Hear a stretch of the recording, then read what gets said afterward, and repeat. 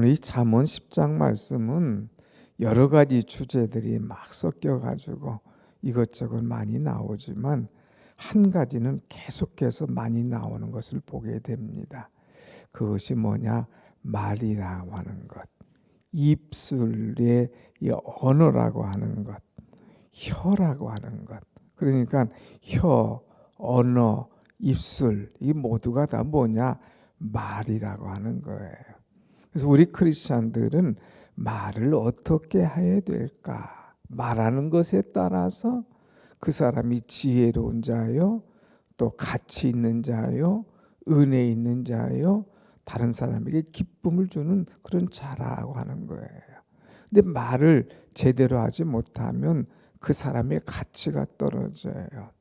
말을 아끼지 않으면 많은 사람에게 오히려 미움을 받을 수가 있죠. 그래서 우리가 말을 어떻게 할 것인가 하는 것이 오늘 몇 구절에 나와 있어요. 다른 것은 여러 가지가 산발적으로 나오지만 여러분 11절 보면 의인의 입술, 또 13절에도 입술, 19절에도 말, 20절도 혀, 31절에도 입술 이런 것들이 나와서 오늘 말에 관한 말씀을 좀 드리려고 합니다. 이런 말이 있어요. 말을 배우는 데는 2년이 걸리지만 말을 이제 정말 안 하는데 말을 참는 데는 60년이 걸린다는 그런 말이 있어요.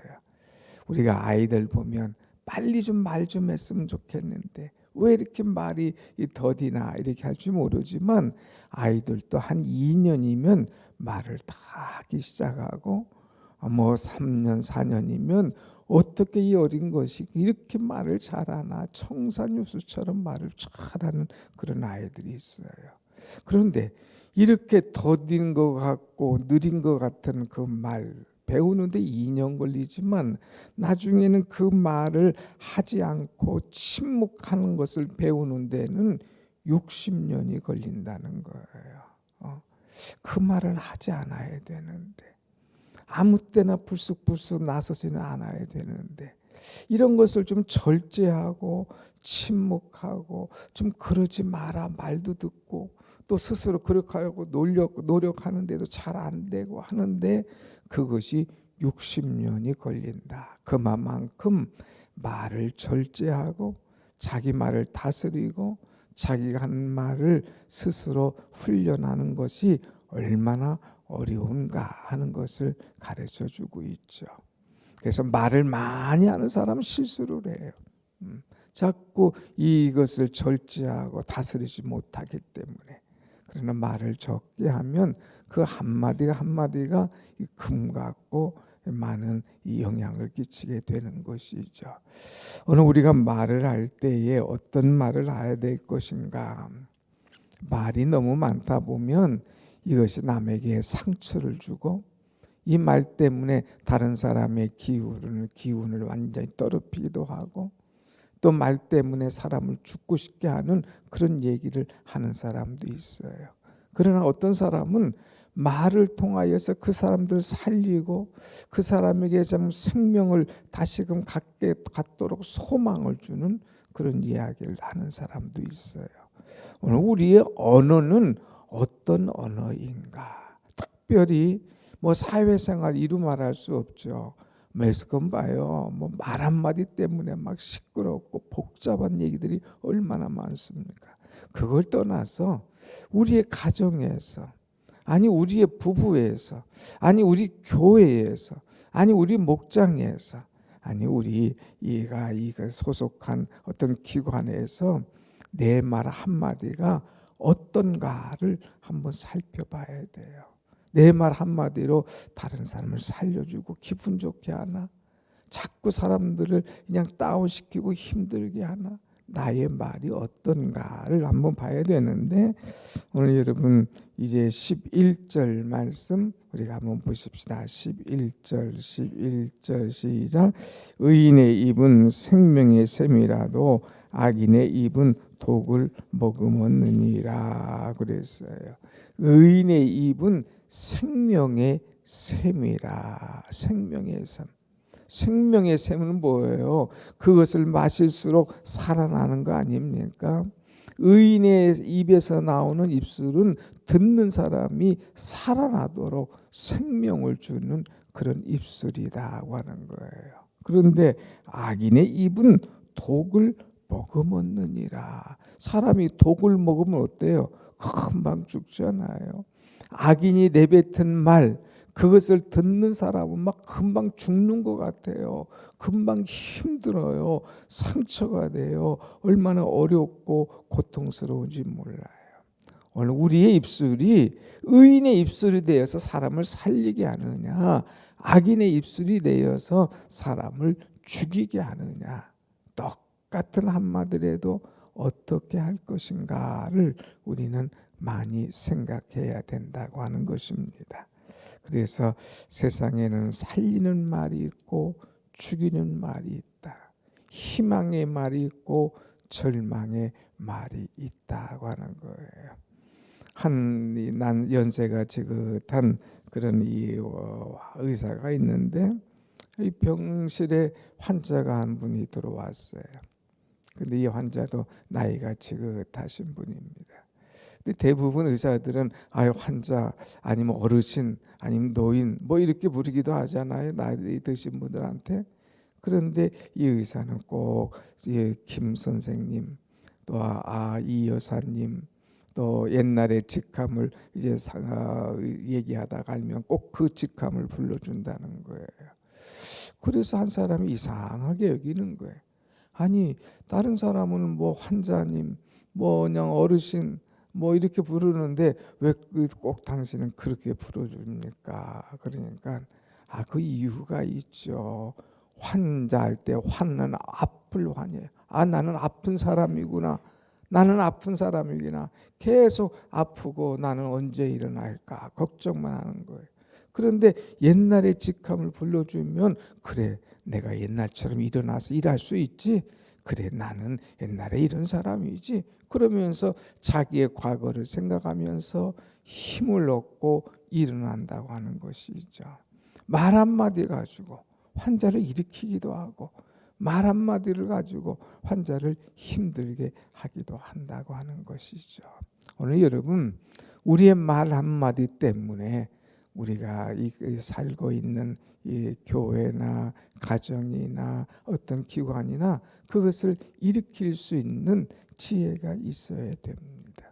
근데 말이 많으면 실수가 많고 그것 때문에 사람을 힘들게 하는 어리석은 말이 우리에게 있어서는 안 돼요. 코로나 기간 동안에 우리가 마스크를 쓰고 지금도 독감이 있어서 마스크를 쓰기도 하지만은 답답한 것도 있지만 좋은 것도 있었어요. 왜? 말을 많이 안 하니까 그만큼 실수가 적은 거예요. 말을 적게 하니까 그만큼 이제 남에게 함부로 하지 않는 것이죠. 근데 이 말을 우리가 잘 사용해서 생명의 말, 은혜의 말을 하여야 될 것이다 하는 겁니다. 두 번째는 12절 보면 뭐라고 그랬어요? 미움은 다툼을 일으켜도 사랑은 모든 허물을 가리느니라. 미움의 말이 아니라 사랑의 말. 미움의 말을 해보세요. 자꾸 다툼을 일으켜요. 싸우게 되는 거예요. 근데 사랑의 말을 하게 되면 모든 허물을 가리우느니라. 가리우는 거예요. 사람이 허물 없는 사람이 어디 있겠어요. 근데 그 허물을 자꾸 건드려봐요. 지적해봐요. 더 시끄러워지고 먼지만 나고 그 허물을 자기가 뒤집어 쓸 수도 있습니다. 그러나 이 사랑의 말을 아는 사람에게는 칼을 들이대는 사람이 없어요. 항상 언어를 우리가 사랑의 말을 할 수 있는 지혜가 있어야 된다는 것이죠. 그래서 생명의 말, 사람을 살리는 생명의 말을 해라. 또 미워하는 말이 아니라 사랑의 말을 해라. 미움의 말은 어딘가에서 이 독이 탁 들어있거든요. 내가 한번 저거 말로 쳐내리라 하는 작정이 들어있으면 나도 모르게 그 미움의 말을 하게끔 되어 있습니다. 그래서 13절에 보면 우리는 어떤 말을 해야 되느냐? 13절 시작. 명철한 자의 입술에는 지혜가 있어도 지혜 없는 자의 등을 위하여는 채찍이 있느니라. 아멘. 명철한 자의 입술에는 지혜가 있다고 하는 거예요. 그래서 말 한마디를 가지고도 어떻게 제압할 것인가, 말 한마디로 지혜를 이제 딱 나타내는 거예요. 오늘 우리는 말을 많이 하기보다도 말을 적게 해도 지혜로운 말, 한마디 말을 통하여서 사람들을 제압할 수 있는 그런 지혜가 있어야 된다고 하는 것이죠. 예수님 얼마나 지혜로우셨습니까? 그냥 가늠하다가 잡힌 여인을 사람들이 와서 막 돌로 다치려고 씩씩거리고 있잖아요. 근데 예수님의 말 한마디에 모든 사람들이 다 무너집니다. 다 돌덩이를 놓고 다 돌아갑니다. 뭐라고 말씀하셨어요? 누구든지 죄 없는 자가 먼저 돌로 쳐라. 죄는 누구든지 다 있어요. 그런데 먼저 돌로 쳐라. 너 죄 없다고 생각하니? 너 먼저 돌로 쳐봐. 다 이 여인이 가지고 있는 죄나 내가 가지고 있는 죄나 다 죄가 있어요. 그런데 누가 죄 없다고 자신하는 자 있으면 먼저 해봐라. 아무도 대들지 못하는 거예요. 아무도 이제 돌을 던지지 못하고 다 뿔뿔이 헤어지고 도망가는 그런 모습입니다. 한마디의 말 때문에, 한마디로 이 사람을 막 고집부리는 사람을, 자기를 주장하는 사람을 딱 내려놓는 그런 지혜, 이것이 우리에게 있어야 되는 거예요. 어떤 책에 보니까 아주 재밌는 그런 글이 하나 있었어요. 어떤 어르신, 그야말로 할머니가 며느리가 처음 태워주는 비행기를 딱 탔다고 그래요. 그 비행기를 탔는데 참 올라가서 이 광우리, 그 당시는 보따리 하나 들고 비행기를 탔어요. 그 저쪽에 가서 앉으시라고 그러니까 조그마한 자리에 앉아 있는데 이 보니까 사람들이 많이 없는 거예요. 근데 저쪽 앞에 보니까 거기는 좌석이, 큰 좌석이 있어요. 아이고 여기 좌석 비었네. 여기 가서 앉아야지. 얼른 보따리를 빼가지고 거기 가서 탁 앉아 있어요. 비즈니스가 아닙니까? 제일 앞에. 그러니까 스튜디오에서 와가지고 아유 어르신 할머니 여기는요 할머니 자리가 아니에요. 그러니까 저쪽으로 가세요. 어이 무슨 소리냐고. 여기 자리가 넓은데 아무데나 앉으면 어떠냐고. 아 나 못 가 하고 그냥 딱 자리를 잡는 거예요. 그러니까 아무래도 막 할머니가 그냥 듣질 않으시는 거예요.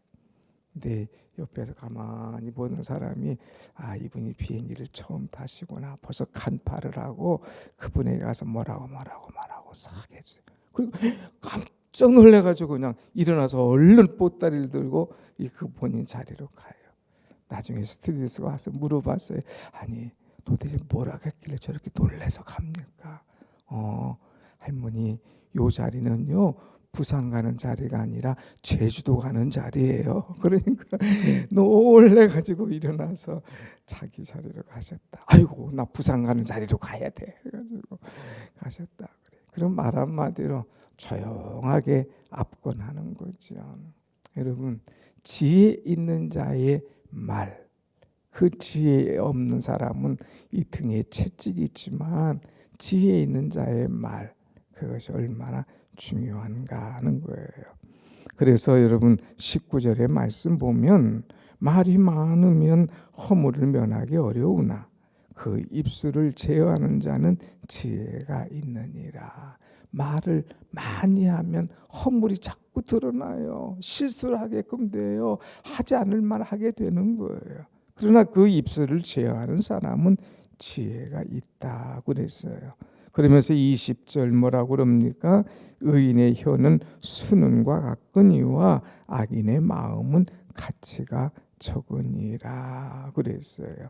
가치 있는 말, 내 말이 가치가 있느냐 없느냐. 자꾸 말을 많이 하면 가치가 떨어져요.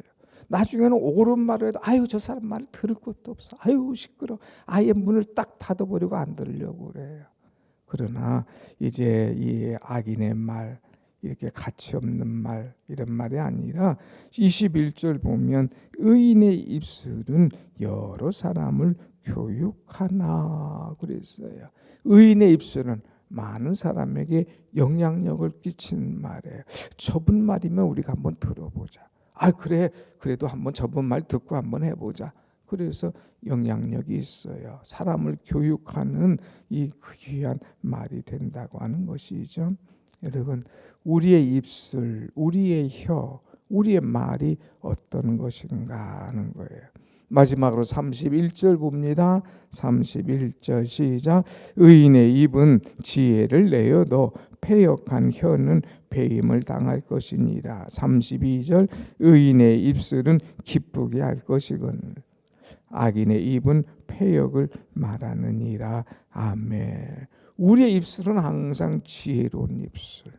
그래서 내 말을 듣는 사람이 기쁨을 얻고 다른 사람에게 기쁨을 줄 수 있는 그런 입술이 되어야 될 것이다 하는 거예요. 여러분, 여러분의 입술이 항상 긍정적인 입술이 되고 남에게 기쁨을 줄 수 있는 그런 입술이 되시기를 축복합니다. 아멘. 다 내가 한 말 나중에 다 내게 들어와요. 나중에 다 이 평가가 되는 거예요. 그러니까 내 입술은 항상 지혜로운 입술, 내 입술은 사람에게 기쁨을 줄 수 있는 그런 입술이 돼야지 미련해서 스스로를 참 무너뜨리는, 패역하게 되는 어리석은 입술이 되어서는 안 될 것이다 하는 것을 가르쳐 주고 있죠. 오늘 또 말을 많이 하실 겁니다. 그러나 가능하면 말을 제어하십시오. 가능하면 말을 줄이십시오. 가능하면 말을 할 때 상대방을 기쁘게 해주십시오. 가능하면 말을 할 때 가치 있는 말을 하고 많은 사람에게 영향력을 끼칠 수 있는 은혜 있는 말을 하는 그런 여러분이 되시기를 축원합니다. 아멘. 기도하십시다.